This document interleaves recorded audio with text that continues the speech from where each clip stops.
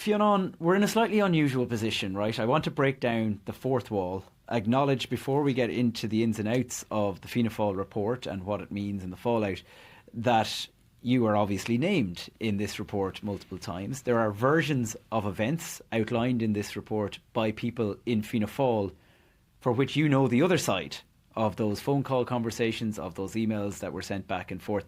What do you make of the report yourself?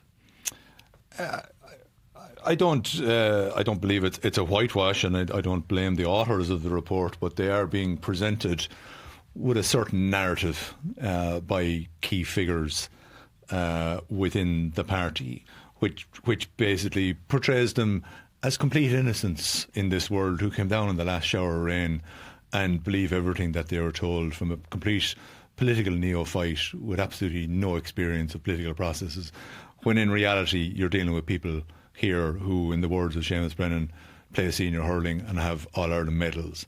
There are people involved directly in this Fianna Fáil presidential election campaign who date back to the Bertie Ahern era, to the glory days of Fianna Fáil in the Celtic Tiger, but also the 2007 general election where Bertie's personal finances came to the fore. They know how to present certain messages. They know what to do when issues about personal finances come up, and I find it very hard to believe that issues were being brought to these people's attention and all they did was just ask Jim Gavin, is there anything to any of this? And he just goes, no, there's not. And they go, all right, yeah, that's grand. No. It's a tad incredible. Well, one argument I've heard put forward by several people, including Micheál Martin himself, is that at that stage there was kind of a frenzy around the candidates, and there was all sorts of allegations about Jim Gavin. We know, for example, that he had to put out a statement denying essentially allegations that were being made on social media about him and various things like that we won't get into, that were actually false. And it kind of feels like perhaps they treated this whole issue around his time as a landlord as, that's more smoke, it's all just stuff, mud people are throwing. Great. So you can give them the benefit of the doubt there at the start of September, when basically Jim Gavin is about to go head to head with Billy Keller to get the nomination process, because Jim Gavin's name has emerged, and we'll go back over how long Jim Gavin was actually on the field here before his name emerged. And there's a crucial weekend there at the start of September where it's Jim against Billy. Billy is actually performing quite well. We're expecting that the vote is going to be closer than we thought, but Jim will still emerge. And Fianna Fáil are told from two entirely separate and independent sources, there's a problem here with a tenant. And their answer back is, well, we asked Jim Gavin, and Jim Gavin said, no, I don't know about that. So they left it at that. No further action was taken, is how it's put in the report. Fine, lads, we give you that. Fast forward to the start of October, though. And at that point, very specific, intricate details are put to Fianna Fáil about the issue with the tenant. 2007 to 2009, the tenant was staying in Jim Gavin's property. That the address is listed precisely. When he moved out in May 2009, banking error resulted in rent continuing to be paid until November 2009. Date. Detail. By the time the error was spotted, a total of 3,300, the famous 3,300 figure, is there, inadvertently paid. The tenant sought to get a refund from you. It was to no avail. He wrote to you. He sent legal correspondence. He spoke to you on the phone. He visited your parents' house to seek to get the money back. Despite assurance of a refund, the money was never returned. Now, that's all chapter and verse of exactly what happened with Jim Gavin and the former tenant back then. And the answer back from Fianna Fáil on the record in a statement was Jim Gavin has no record and no recollection. So that's basically the content of the email you sent on a Thursday evening, and they replied on Friday. Late on Friday, and took an awful lot of effort to get that response from them as well, I would point out. No record and no recollection. Now, they will view that, they are presenting it to us in this report as, we did our best. We went to Jim Gavin. Jim Gavin said he didn't know what we were talking about, so we put out our statement. I would say that's a bit of a stretch now, to see that level of detail being presented to you, and you're basically saying, no, we still don't think there is anything to this. I'd have a different view on it, Kevin.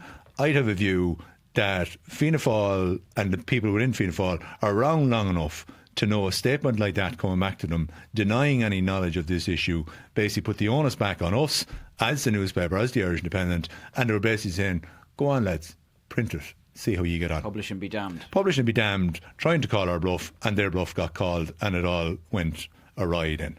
Okay, before we go into the timelines and some of that, I do have one last point from the report that I want to put to you, because the Taoiseach has been particularly bristly in some of his interactions with the media over the last few days about the interpretation of a phone call that you had with his long-standing Chief of Staff, Deirdre Gillan. He's saying that has been presented in some media, not in the Irish Independent, I have to say, as she knew everything at that point, and he says that it was much less than that. So can you tell us what that phone call was about? That was the first time you raised the issue with somebody in Fianna Fáil. A very simple approach. I don't ambush people. I go to people and say, listen, I have some information. Do you want to talk to me about it? It's the easy way of doing it, because from a defamation perspective, it's far more difficult for us to print stories unless people are cooperating or conforming, or at least engaging with us. I've done this in recent years on significant stories with RTE, with Fine Gael, with Fianna Fáil and other organisations. Do it all the time. And in this case, such a phone call was made. Micheál Martin says, listen, phone call was made, there was discussion about various issues, including, listen, there's a tenant dispute here. What do you know about that? Do you want to come back to us? And it was left at that, basically. So no, it did not go into detail at that stage. But the expectation was that somebody on the Fianna Fáil side would come back. It turns out then, according to Micheál Martin and according to this report, that query went up through the pipeline into the senior echelons of the party. When I didn't hear anything back, followed that up with an email. So it's now in writing. Lads, you want to come back to me about questions to Jim Gavin about an issue with a tenant and other property interests, because it wasn't just the tenant issue that was the point at that stage. It was also the fact that he got into financial difficulty in the tail end of the Celtic Tiger and had to come to a debt resolution on property debts that he had at that point. And basically what you find with political parties and public sector organisations is they don't bother coming back to you. They go, off you go, dig away and see how you get on. And that's what we did then over the course of the following 3 to 4 weeks. Went off, did our own due diligence, went off, accessed public records, land registry, registry of deeds, births, deaths, marriages, records, to put together a profile and a financial profile of Jim Gavin, showing where was he at in life during this period, what were his addresses, what were his potential debts, who were his mortgages with. And that's how we were able to go back to the Fianna Fáil then and say, we're happy with our information here, now give us some answers. So even though we know the tenant is a journalist, works in the Sunday World, you didn't just take that, oh, he says he had a debt. You did a lot of work in the background. Our colleague in the Sunday World doesn't know the links that I went to stack up his names, because information that a source, regardless of who it is, doesn't matter. You've got to go stack that up. If the Pope tells me he's a Catholic, I'm going looking for his communion money. Like, it's kind of simple as that. And the information that came from the tenant had to be verified in terms of, like, there was detail from him, but it was like, we had to go off and check the addresses. He gave descriptions like going out to the parents' house. Go off and check that. He had a new address at that stage. There was events in his own life that he was recalling at the time, and I had to go off and spend a half a day on his Facebook and other friends' social medias to find that, yeah, actually he's right. That if there's anything wrong here with a narrative, a timeline, a fact, because somebody was recalling events from 15 years ago. Yeah. But everything the tenant told me, I went off and independently verified myself and stacked it up, while also researching Jim Gavin and his financial affairs, including his period as a landlord. The question mark here is, what effort did Fianna Fáil undertake in order to look into Jim Gavin? Because all I was doing was accessing public records and also making inquiries around the place about what what anybody else knew. It wasn't just me raising questions with Fianna Fáil. They also had one of their own TDs raising questions, and yet no alarm bells went off. I think that's an interesting insight, because one of the things people have asked me, obviously the consequences of this story were huge, dramatic, has brought a Taoiseach probably closer to a downfall than Micheál Martin has ever been in his long career. And people have asked, well, why didn't you just publish it the first time you knew who the tenant was? So that explains why it took 3-4 weeks to actually get that story to print. They like, you can do a story two ways, the easy way or the hard way. The easy way is I go to you and I say, listen, Kevin, you're from Offaly. I hear you were out jogging wearing a Leash jersey last weekend.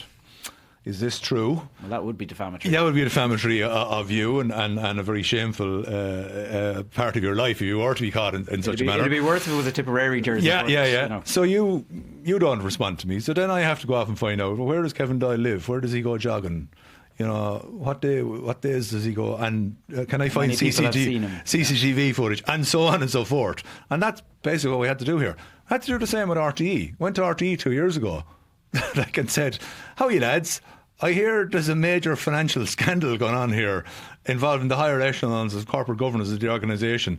And that was the Ryan Tubridy affair. And RTE didn't reply. Went to Sinn Féin nearly 18 months ago and say, hi, I hear there was an issue with a senator who resigned and it was over inappropriate behaviour, but you've actually characterised it as something else. And they didn't exactly respond. So we'd go off. And that story panned out that actually they had covered up why a senator had replied. I went to Fine Gael earlier this year and said, hi, one of your politicians was accused of inappropriate behaviour. What do you have to say about that? That dragged on for 4 weeks, where again we had to disseminate information. When you deal with the private sector, it's very different, and this is what I say to people, is the difference between the public sector and political organisations and the private sector. I went to private sector 2 years ago and said to them, hi, I understand one of your staff members engaged in a practice that would not be entirely in keeping with the ethics and codes of your organisation, and they came back to me within 18 hours that person is gone from the organisation. There's a difference between private organisations that care about their reputation and public organisations and political parties who kind of go, off you go and prove it. Mary Regan, let's delve into the report and I guess where Micheál Martin stands on the back of the report. The timeline I find fascinating, because you spent your whole summer chasing Bob Geldof and Joanna Donnelly and Cynthia Ní Murricu and whoever else, throw me back some other names, Bertie Ahern, all these names that may or may not... Niall Quinn. All these names that may or may not be interested in running if they had the backing of Fianna Fáil. And now we know that it was the week commencing June 9th, a man called Jim Gavin had intermediaries making contact with Jack Chambers to say, could it be him? Yeah, this really started in June. I mean, as you said, it was going on all summer long. And I think that's a bit of a problem now for the party, because it paints a picture of all these sort of meetings taking place in the background, all the while TDs going around to whatever they were going to in the summer, county fairs, events, all this kind of stuff, county shows, and everyone asking them about the presidency, and none of them had a clue. Like, that is right up to senior ministers, bar Jack Chambers, in the party. But the initial contact here was made with Jack Chambers, and it seems the idea came from Jim Gavin himself, that someone who they knew mutually in the world of Fianna Fáil and football, that combination got in contact with Jack Chambers. An All-Ireland winner, two-time All-Star, former Dublin footballer, maybe not as well known as the current generation or the most recent generation of great footballers, but he was on the All-Ireland winning team in 1995, and so for, I suppose, anyone of a certain age, they would know who he is. Yeah, and he also is a Fianna Fáil grassroots involved and would know Jack Chambers in that sense. So he initially made contact with Jack Chambers. Jack Chambers I met Jim Gavin in the first instance. So after the initial opening was made, Jim Gavin texted Jack Chambers. Then Jack Chambers made the opening with Sean Dorgan, Secretary General of Fianna Fáil. Then it was the middle of July when Micheál Martin met Jim Gavin. The only time, we're told, throughout this whole process that he met Jim Gavin. He said on extraordinary. the radio, yeah, and he said it was a long meeting, like it lasted a couple of hours. He said a long couple of hours, so that's 2 hours. Yeah. And then I think it was the start of August, really, when Jim Gavin was kind of certain that he wanted to run, but it was put to him really that this is the silly season, it's not a good time to put your name out there. All the while, Fianna Fáil TDs were talking about first Micheál Martin himself running, then they started talking about Bertie Ahern running, and there was a good handful of TDs in the party who were willing to back Bertie Ahern.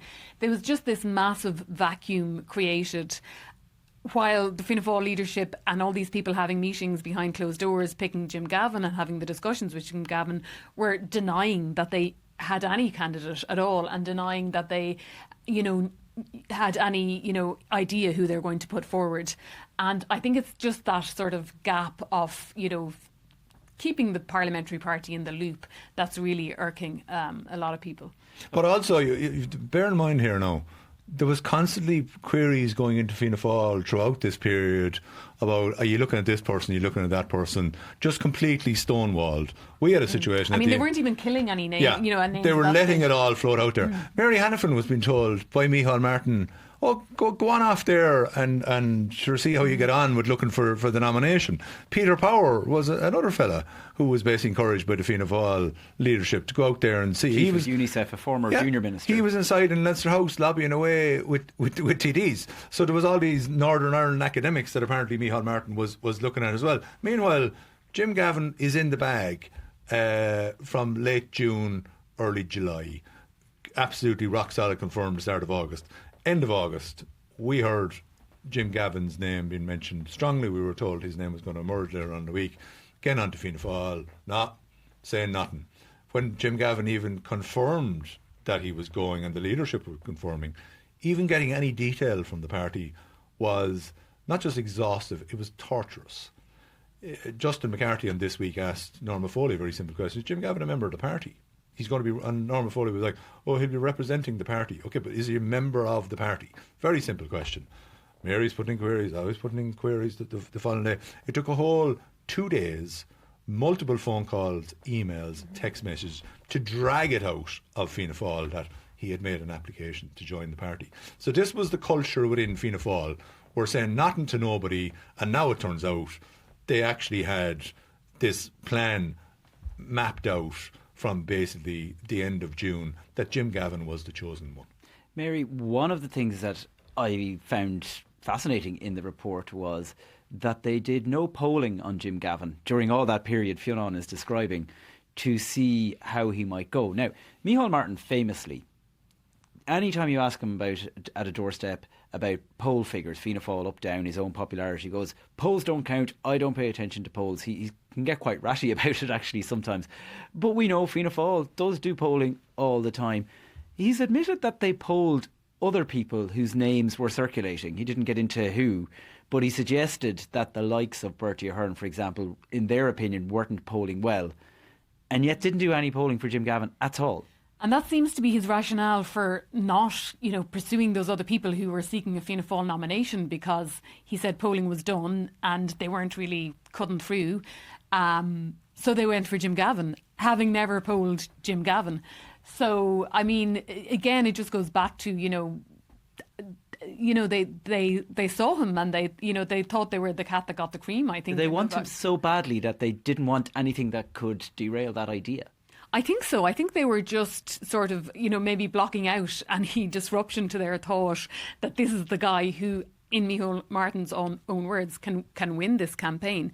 But without having done any sort of research into it. Any polling would have been positive, says Micheál. Yeah. And he does point to an initial Sunday Independent poll when his name was out there that he would have, that he performed better than other Fianna Fáil names that were out there like Bertie Ahern. But no one had heard anything out of Jim Gavin's mouth at this point. No one had known what he was like as a candidate.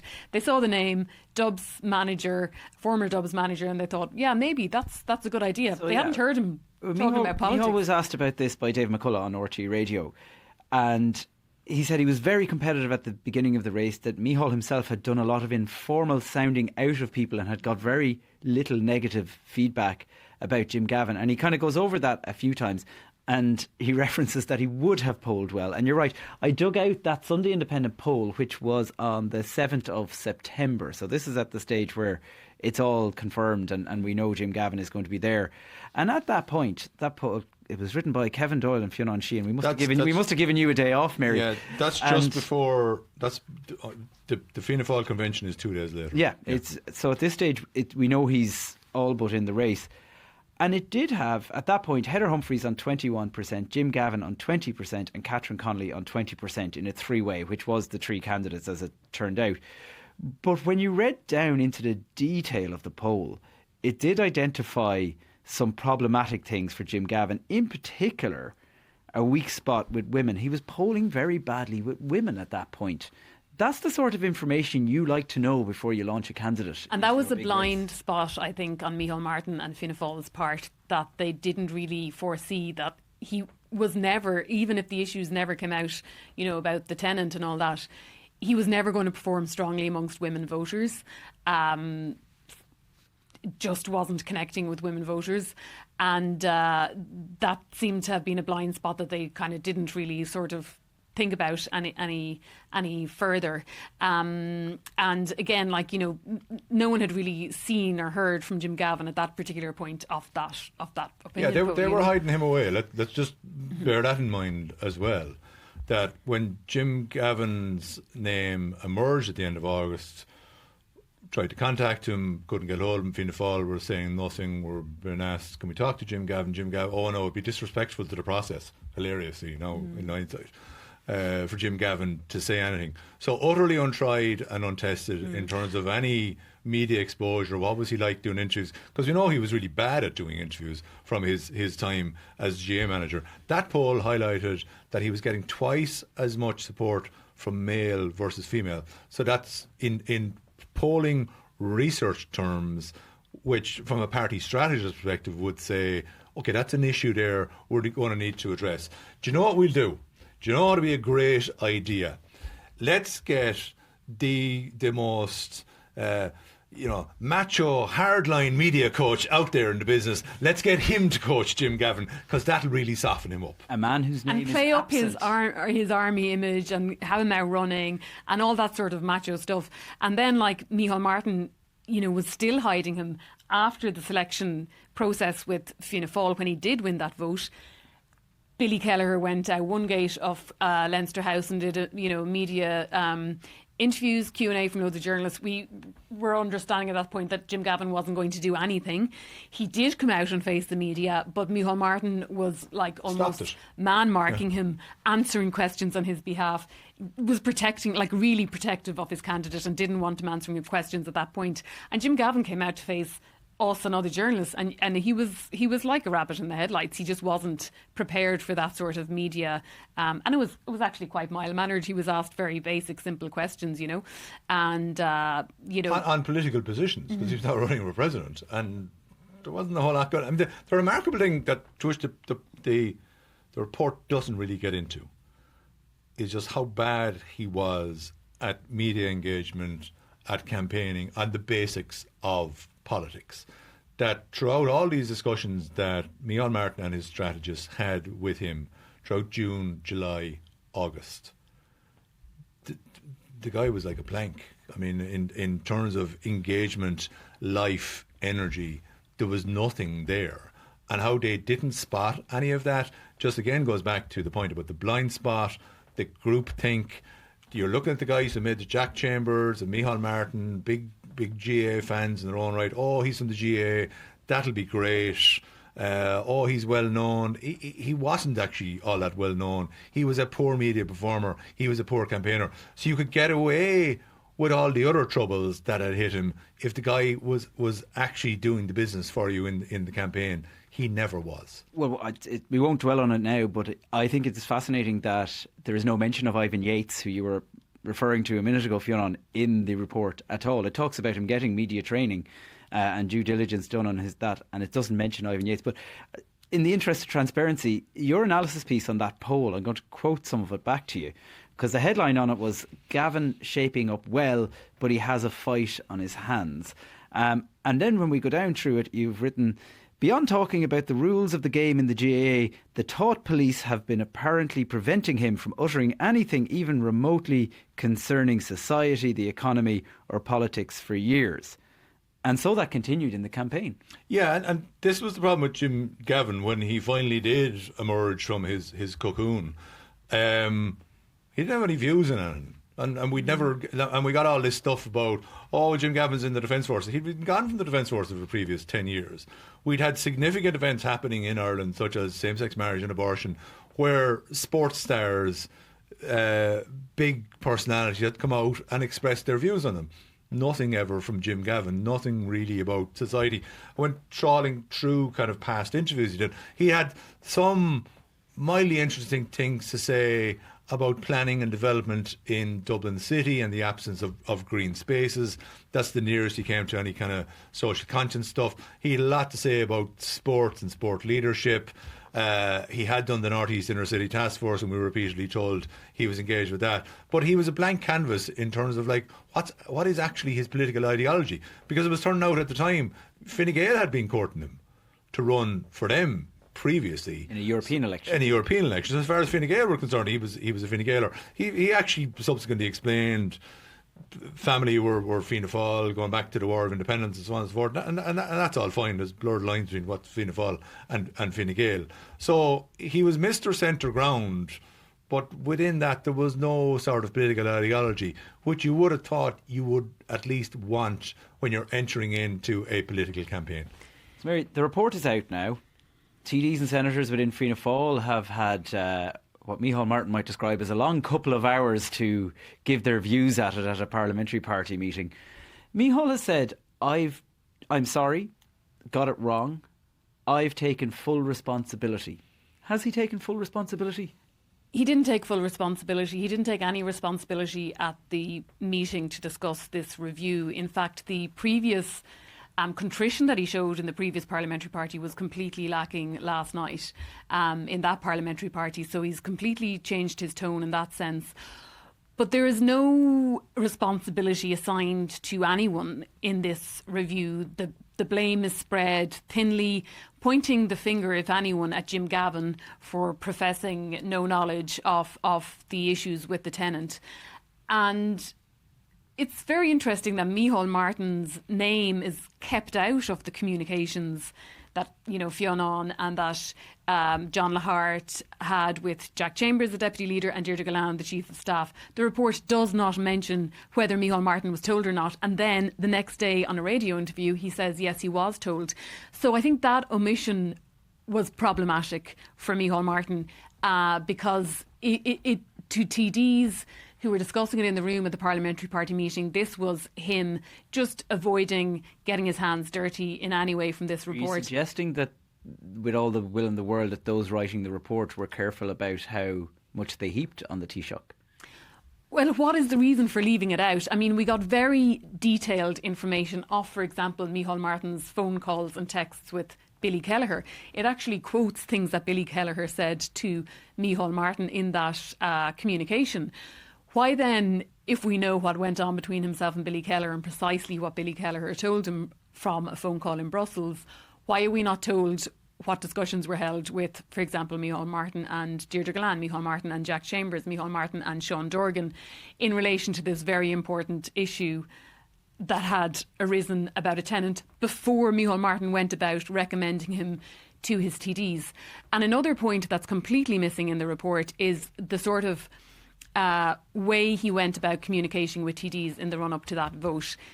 Many TDs said they were pressurised. Some of them got 2 or 3 phone calls. Billy Kelleher himself, in an interview he did with us in the Irish Independent a couple of weeks back from Strasbourg, said he found it distasteful the way Micheál Martin put pressure on some of his closest colleagues who he had known for years and years and years to vote against Billy Kelleher, to vote for Jim Gavin. Said he did not pressurise anybody. He has been black and white. He didn't pressurise anybody. And he said on the radio then with Dave McCullough that the nature of those phone calls, well, he said a number of TDs said in the meeting that the nature of those phone calls was not to pressurise, it was very amicable.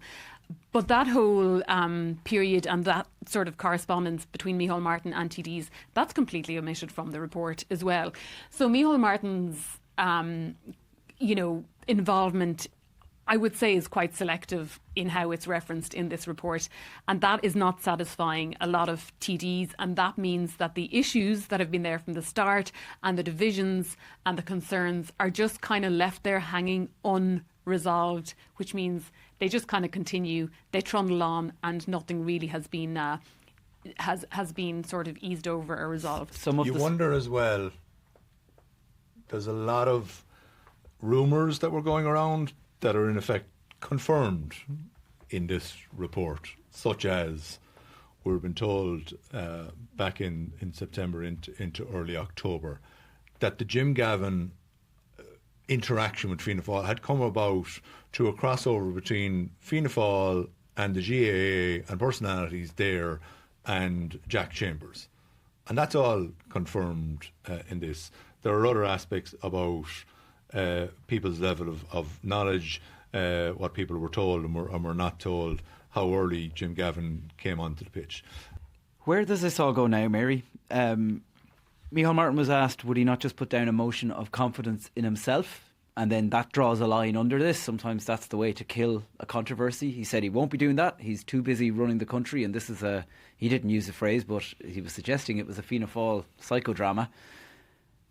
Are the numbers there? We need 12 of them to formally put pen to paper for a no confidence motion in the new year. Is that going to happen, or is that all just blown away now? This is kind of wrapping up. I think the numbers would be there. There's the potential for the numbers to be there, but people would only put their name to that if they knew there was a plan that could be followed through. And for that to happen, there needs to be an alternative leader waiting to challenge Micheál Martin. And that is the piece that's missing at the moment. There isn't a challenger there. The potential alternative leaders were always Jim O'Callaghan, the Justice Minister, and Jack Chambers. This report has done a lot of damage, or this whole process has done a lot of damage to Jack Chambers' standing within the parliamentary party. So you're looking really to Jim O'Callaghan, and that is who, not just the rebels, but other people in the party, the rebels' numbers are sort of growing as more of the, let's say, middle ground are moving towards the rebels' position. And they are looking to Jim O'Callaghan to see, is there any signal from him that he's willing to challenge Micheál Martin? And that signal has not come from Jim O'Callaghan. This isn't a case of Jim O'Callaghan marching the troops to the top of the hill. He hasn't done that. He's not willing to take on the leader at this point. He has a very sort of important and busy portfolio, and he probably, wants to sort of a bit more time to kind of prove himself as a minister, but also to sort of, develop his profile as a sort of statesman. So at the moment, Jim O'Callaghan isn't doing that. If there had been someone else, if Jim O'Callaghan had competition for the Fianna Fáil leadership, then he might be kind of forced, his hand might be forced to make a move because there's someone else there waiting to do likewise. But there is no competition at this point to Jim O'Callaghan. So for that reason, Micheál Martin, I think, is actually just out the gap for now, that there won't be a no confidence motion in him and that he will continue on as Taoiseach. But the bad blood that this whole episode has left will completely linger and potentially worsen in the months going ahead. So the party remains very, very, very divided between now and when Micheál Martin ultimately does step down as leader. Tactic of keeping Jim O'Callaghan down for 5 years has played very well for him. Challengers have come and gone. Michael McGrath gone off to Brussels, another alternative leader. So Micheál Martin has managed to keep any potential pretenders to the throne at arm's length. Jack Chambers was his chosen heir apparent and now is enormously damaged.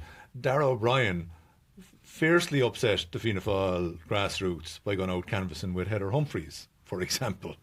Caused fierce upset altogether by doing something as simple as that. So the absence of somebody ready-made to step up and challenge Micheál Martin means fine, he continues on, and next year is the 100th anniversary of the foundation of the party, and then you get into the EU presidency, and then a year is an awful long time in politics. Who knows where we're going to be this time next year?